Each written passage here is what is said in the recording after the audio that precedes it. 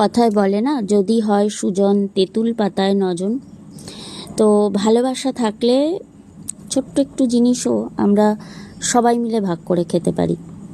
In fact কালকে মায়ের গাছে একটা ছোট্ট স্ট্রবেরি হয়েছে, সেটাকেই ভাগ করে খাওয়ার সময় আমরা অনেকে ছিলাম, তো সেটাই আমার মনে হলো। তার জন্য একটা ছোট্ট ভিডিওও বানালাম, যে আমার ফেসবুক ফ্রেন্ডদের সঙ্গে আমি এটা শেয়ার করব।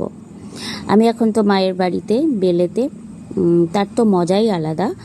আমি এলে আমার দিদিও আসে, তো কালকে এসছিল দিদির ছেলে মেয়ে, তো আমিও দিদির বাড়ি বেশ কয়েকদিন ছিলাম। তো দিদি চলে গেছে কালকেই, কারণ ওর ছেলে চলে যাবে আসাম, যেখানে চাকরি করে।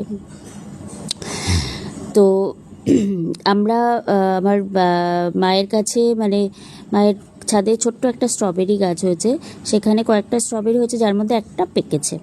তো মাও খায়নি, রেখে দিয়েছে, ভেবেছে মেয়েরা নাতি নাতনি তাদেরকে না দিয়ে আর কি করে একটা ছোট্ট সুন্দর নতুন ফল হয়েছে সেটাকে খাবে।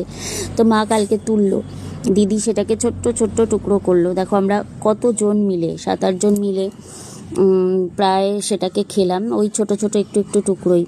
খুব সুন্দর, মানে কোনো সার টার ছাড়া, তো একটু টক টক, কিন্তু একটু ভীষণ রসালো, বেশ টেস্টি লাগলো।